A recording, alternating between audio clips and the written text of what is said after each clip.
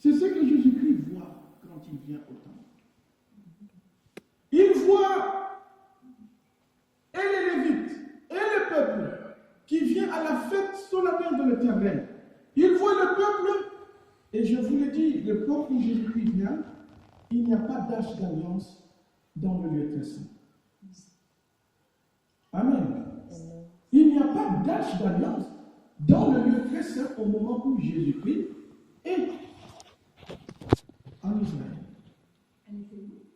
Ah, c'est ça la question. J'aimerais que vous puissiez lire, Jérémie 3, 15. Rapidement. Lisez, quelqu'un qui a le texte de Jérémie. Je salue la présence du pasteur Kabongo, qui vient de Genève, et que j'ai personnellement invité pour notre associé pour participer à l'événement que notre frère Jean-Luc, et où nous avons été invités, et pour que nous puissions vous rencontrer. Alors, quelqu'un a vu le texte? Jérémie 3, 16.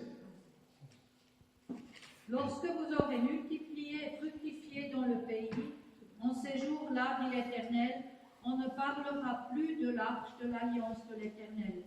Elle ne viendra plus à la pensée, on ne se la rappellera plus, on ne s'apercevra plus de son absence, et l'on n'en fera point une autre.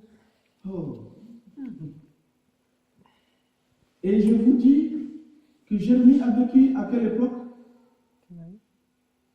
Jérémie a été le dernier prophète avant la destruction du premier temple, vers 586-85 avant Jésus-Christ. C'est Jérémie qui était le dernier des prophètes qui a vu l'arche d'alliance dans le temple. C'est pourquoi il dit, l'arche a disparu, mais l'arche est quelque part, cachée par lui-même le prophète, indiqué par Dieu. Prochainement, je vais vous donner ces enseignements. Et vous allez comprendre que l'arche d'alliance est toujours cachée, mais il y a un temps que Dieu a marqué pour qu'elle soit encore révélée.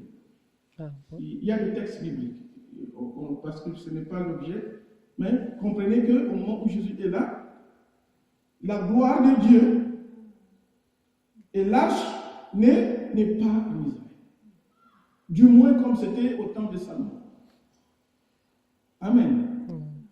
Mais sous quelle forme la gloire de Dieu est venue en Israël à cette époque? Daniel le dit dans Daniel 9. Mais la gloire de Dieu est venue dans Yeshua. Alléluia. Amen. La gloire de Dieu était voilée dans une tente de chair. Amen. Dans le Mashiach. Et nous allons comprendre avec le texte. Jésus-Christ crie. Il se lève, il crie. Venez à moi. Venez à moi. Où? Au temple. Où il y avait la présence de Dieu. Où il y avait les cultes. Où il y avait tout ce qu'on peut faire pour aller vers Dieu. Mais Dieu leur parle par Jésus. Il dit, venez à moi. Arrêtez tout ce qui est là. La gloire a changé de manifestation. Alléluia. C'était écrit dans le prophète. Mais Israël est loin d'écouter le prophète. Israël écoute ces bâtiments, la splendeur de ces fêtes, la splendeur de ce qui entoure. Aujourd'hui, nous aussi dans l'Église, nous restons dans ce culte, dans ce qui est religieux, dans ce qui est pratique, dans ce qui est, alors que la gloire de Dieu, ce qui est plus important, dans sa manifestation selon Dieu, nous ne la saisissons pas. Dans sa révélation, comme il veut se révéler à nous, nous faisons des confusions. Nous faisons des barrières et des forteresses. Peut-être parce que nous avons une façon de connaître Dieu dans la théologie. Selon nous-mêmes, selon nos rituels, selon nos principes. Colossiens dit cela, Colossiens 2. que personne ne fasse de vous sa proie. Hein? Selon les vains discours, selon des traditions humaines, et selon les pratiques. Mais Jésus parle, il constate. Il dit, vous avez soif de Dieu, vous avez soif de la gloire de Dieu. Venez à moi. C'est moi parmi vous. Et Jean a compris. Il dit au commencement, celui qui était au commencement. Celui qui était au commencement. Et parmi nous, nous l'avons touché. Nous l'avons saisi. 1 Jean 1. Et nous avons vu en lui la gloire. Cette gloire qui était au commencement auprès du Père. Voilà ceux qui l'ont côtoyé. Comment ils ont saisi cette gloire. Et nous vous le communiquons. Comment toi, tu veux voir la gloire de Dieu aujourd'hui? Est-ce qu'elle est en dehors de toi? Rester dans le temple?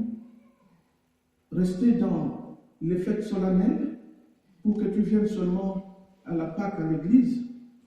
Ou bien à la fête de Pentecôte pour saisir un peu de fête? La gloire de Dieu veut être plus que ça. Et il faut que tu saisisses cette soif. Quand tu as cette soif, tu vas vers celui qui t'appelle, viens à moi. Et qu'est-ce qu'il fera de toi? Quand tu viendras à lui et tu croiras en lui, il dit, toi-même tu deviendras quoi? La source d'où coulera les torrents de vie. Et la Bible dit, tout simplement, l'eau là c'est l'image, mais Jésus parle du Saint-Esprit. Pourquoi Jésus parle du Saint-Esprit? Pourquoi Jésus dit que c'est lui qui donne le Saint-Esprit qui doit couler? Et c'est qui le Saint-Esprit? Par rapport à Jésus. Et pourquoi c'est Jésus? Alléluia. Amen. Alléluia. Amen. Nous allons lire rapidement, pour terminer, nous allons lire rapidement Jean-Baptiste. Parce que c'est lui qui a reçu la mission. Jean-Baptiste dans le livre de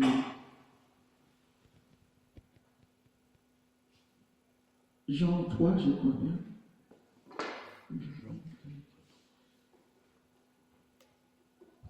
Bon, déjà dans Jean 2, Jésus leur répondit, détruisez ce temple et en 3 jours je le rebâtirai. Jean 2, 19. La Bible dit qu'il parlait de son propre corps. Jésus a appelé son propre corps le temple. Alors, dans Jean 1, verset 14, je vais le lire tout simplement. Et la parole a été faite chair et elle a habité parmi nous, pleine de grâce et de vérité. Et nous avons contemplé sa gloire, une gloire comme la gloire du Fils unique venu du Père.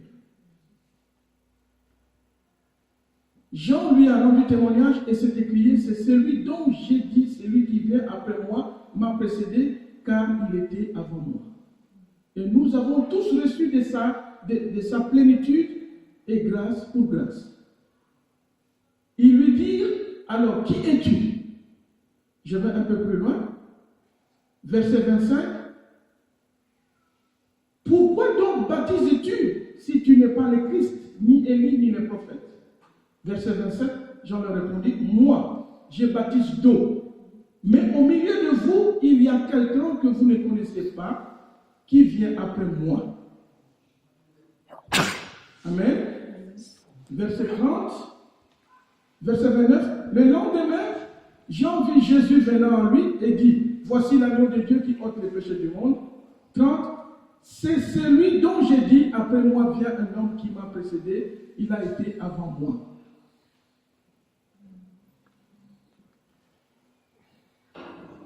Verset 32, j'ai vu l'Esprit de Dieu descendre sur lui, comme une colombe s'arrêter sur lui. J'ai vu l'Esprit descendre du ciel, comme une colombe, et s'arrêter sur lui. Je ne le connaissais pas, mais celui qui m'a envoyé baptiser d'eau, celui-là m'a dit, celui sur qui tu verras l'Esprit descendre et s'arrêter, c'est celui qui baptise du Saint-Esprit. Vous avez entendu ce que dit Jean-Baptiste? celui que vous verrez, celui sur qui tu verras l'Esprit descendre et s'arrêter, c'est celui-là qui baptise du Saint-Esprit.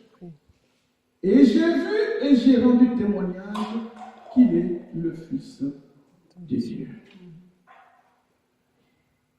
Alléluia. Amen. Jésus baptise du Saint-Esprit. C'est lui sur qui vous verrez le Saint-Esprit descendre. Oh. Celui-là baptise du Saint-Esprit. Le Saint-Esprit s'est manifesté le jour du baptême sur Jésus. Pourquoi? Pour servir de témoignage que Jésus-Christ est le Mashiach. Et loin de Dieu. Que veut dire Mashiach? Que veut dire loin? Comme au lisons d'Apolosiens 2, 8 en 9, on dit quoi? On dit qu'en lui habite dans la chair corporelle. Donc, en lui habite corporellement toute la plénitude de la divinité. Nous avons tout pleinement en lui, qui est le chef de toute domination et de toute seigneurie. Jésus, il dit encore, lui, il a reçu l'Esprit sans mesure. Donc, nous recevons une portion de la divinité par l'Esprit Saint. Mais en Jésus, c'est la plénitude. Ce qui est plein n'est pas de moitié. N'est-ce pas vrai? Vous comprenez de quoi je parle? Je dis, ce qui est rempli n'est pas de moitié. C'est rempli en toute plénitude. On dit toute plénitude de ce qui est de Dieu habite dans la chair, dans le corps de Jésus. Voilà, Jésus se révèle en nous autrement. Et quand on pose la question, où est le Père? Et quand Jésus parle du Père, c'est qui le Père? Et Jésus dit, le Père habite en moi. Quand Philippe lui pose des questions. Mon frère, je vais clôturer avec l'explication du nom de Jésus. Donnez-moi 5 minutes. Quand l'ange dit, vous lui donnerez les noms des Yeshua,